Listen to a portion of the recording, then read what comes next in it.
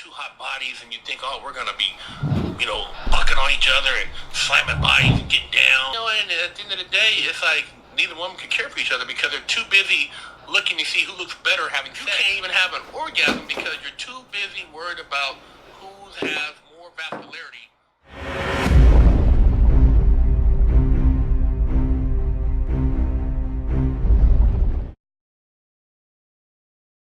And I'm all done, and the mobility I've gained already is legit. Didn't even work hips today. I already feel like I can sit, so that'll do it for this morning. Day 3 of 3. Keep it going.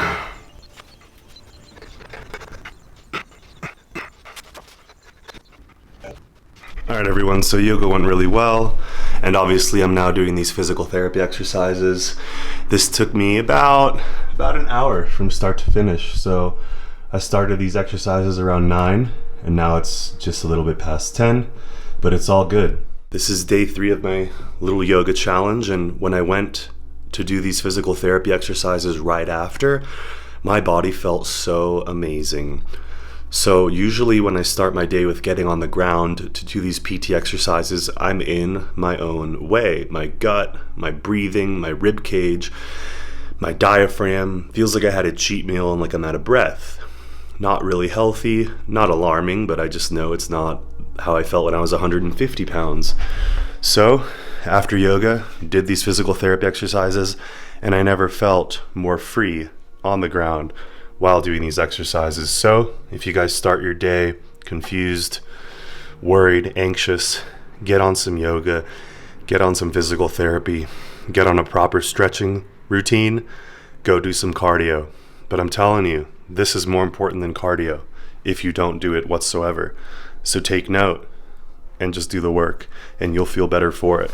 Love your future self. Discipline. And a lot of you might ask how I stay motivated and how I continue to do this.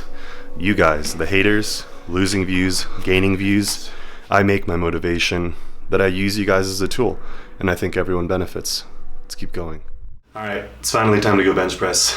Clean myself up, and we're ready to go. But before I go, I want to answer a few questions and comments here that you all left. And I'm not sure if I'll start doing Q&As, but I just kind of like getting caught up with these, and I've got time now, so let's go.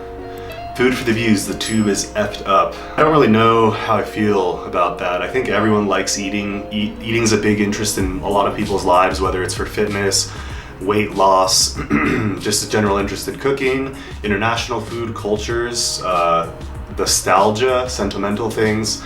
So yeah, food for a lot of reasons. Humans use it, and it can be kind of, like hedonistic or like self-indulgent. But yeah, we all like to eat, and we all like, some of my best friends' channels are based on that. And it's strange, but I don't think there's anything messed up about it. Fig Newton-Jones, any legit advice? Oh, this is about the spotter, but he asks at the end, do you have any strong opinion on low bar versus high bar? So a low bar squat, according to Mark Ripto, is a barbell placement that sits on the spine of your scapula. And that's where you could kind of make a shelf and keep the barbell on top of you. And for a back squat, that's what he really thinks is what a squat is. Over my lifetime, I've learned that there's a high bar and a low bar position and a hybrid. But strong opinions on either? No. I think my strong opinion is you have to squat properly. You can put the bar higher on your traps or in a low bar position and still squat 100% safely. The idea is if you're gonna go for a 1 rep max and train over a long period of time, that low bar position is gonna train your hamstrings more. Ideally, you want the low bar, but the low bar comes with risk of people start to want to power lift, and they want to start to throw a belt on without knowing how to use it, and they want to use knee wraps. The low bar and the high bar are both great. The low bar I think is ideal. Are you using lighter weights because you've lost that much strength? Jason Rowling says, or playing it safe, it looks like you've maintained all of your muscle mass. I maintained most of my muscle mass from eating and from actually getting as strong as possible up until when I got injured.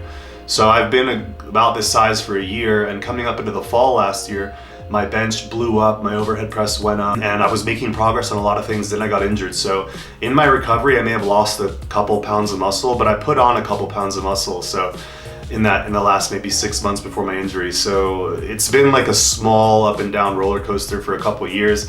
that's basically why I look the same, which I'm grateful for. I feel like I look like I'm still working out on a regular basis, which, I mean, that's not why I work out, but it's a nice treat when you have to take time off. At least your body doesn't go to shit. So yeah, I just had a good diet, tried to do some cardio, stayed active, hit as many workouts as I could. But this year I was on antibiotics for 17 days, had an eye surgery. I tore my rotator cuff around Valentine's Day, started my meniscus therapy on January 1st or like 7th or something. So the whole year I've been taking care of my body, but not preemptively. I've been trying to cure or fix my body. The fact that I've maintained my muscle during that is cool, but I'm not bragging about it. It's just when you eat right, when you still train, when you still do the same thing you're doing, you just have a week off or 2 weeks off, you should still be all right. So anyways, if you guys are taking time off, don't stress it. It could really mess up your anxiety. All right, peace.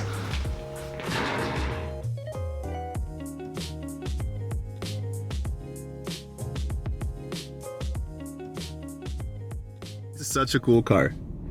An Aston Martin GT. It's painted like the new DB8s though, so that guy knows what's up. That's sweet. Shout out to Shmee150. Shmeebowitz.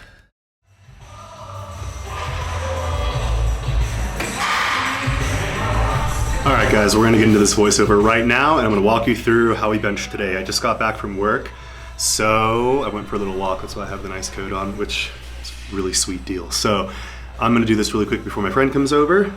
Bench session was really great today. I think I hit 5 sets of 225. My rest periods were around 3 minutes. My grip was about just outside shoulder width, so I'd consider it close grip. Maybe 1 inch outside of the shoulder joint on each side, maybe 2 inches. So I would call it a moderate to close grip. And my warm-ups were 135, 155, 185, 205, and 215. So as you can see, my increments are really small. And when you're recovering from an injury, and obviously I am, my rotator cuff, when you introduce a new compound movement, just go up by very small increments, kind of like you're improving from scratch. And the thing about training when coming back from an injury, and the reason I maintain a lot of my muscle, it's not because I'm going up to 90 or 80% of my 1 rep max and training. That's what you need to do, I think, to build that muscle when you already have reached a strength, some of your strength potential. So instead of going back or being mad that I can't do 275, that'd be a good weight for me to start growing again at. But right now at 225, that's heavy enough to maintain all the muscle I built, I think, with that 275.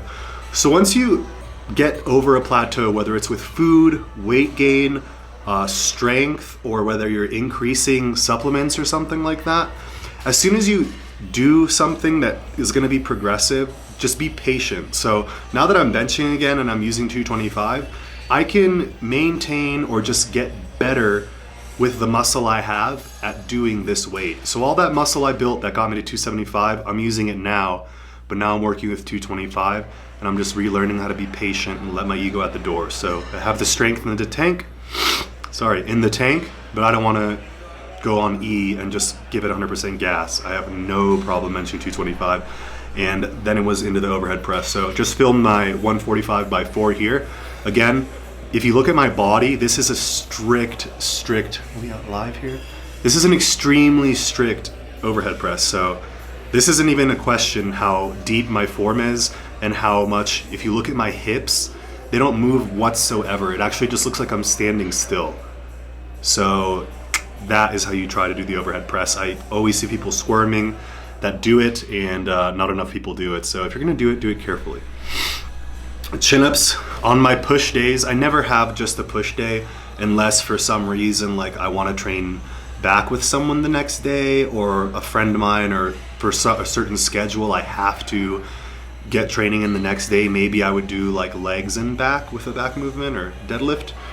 But anyways, there's no reason to push and push and push and exhaust all those muscles, and then the next day when you go to work the back, I don't think it's smart to have that part of your joint, that part of your connective tissue just destroyed if you do have a hard workout. So I balance my upper body workout by not going extremely hard on the presses for an hour and a half. I will go hard on the presses for half an hour, warm up, and then go hard on back for a little, just an exercise. And then again, I'll go hard on push, or I'll go hard on whatever I have to do to finish up my workout. So that's what I always recommend. Even if you have a I don't know, an upper body day that focuses on a few compounds for pressing, I think it's better to take volume down on one of those pressing compounds, introduce a back movement, and on your back day or whatever day, introduce a push movement. So that's just my advice. This is the GOAT superset right here. Face pulls, one arm overhead extensions, hammer curls. The best time saver, the best muscle stimulating, I guess you could call it muscle building, if supersets build muscle. It's just a circuit. So dumbbell hammer curls, one arm overhead extensions, and face pulls. And make sure you do your face pulls. If the rope is the camera, I'm gonna reach out and grab like this.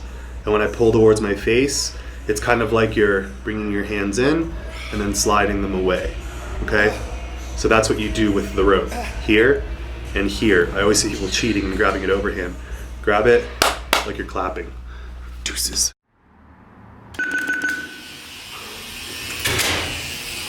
Let's see. I believe mine is in here.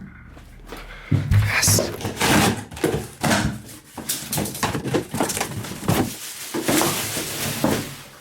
Let's see. Are these the same? No. So I was trying to order these sickening suede green ones, and I got some non-suede, just like these ones. So I think these are the slims.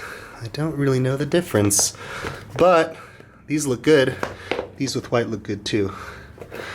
Vans will be Vans. That's what's up.